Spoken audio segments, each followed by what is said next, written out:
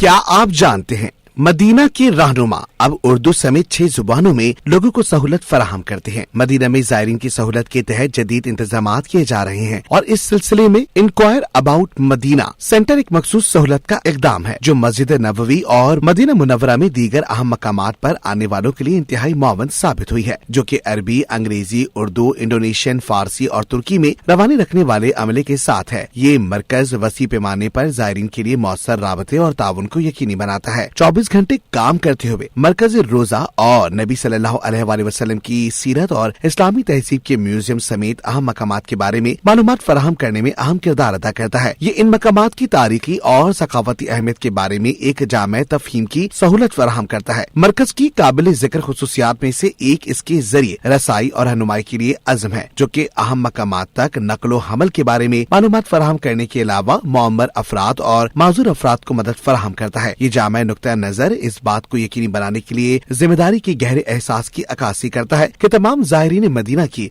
रूहानी और सकाफती दौलत का मुकम्मल तजुर्बा कर सकें। मजमूई तौर पर इंक्वायर अबाउट मदीना सेंटर एक मालूमाती मरकज के तौर पर काम कर रहा है, जो ज़ायरीन और सयाहों के लिए अफहाम तफहीम को फरोग देता है और इस मुकद्दस शहर में आने वालों के मजमूई तजुर्बे को बढ़ाता है।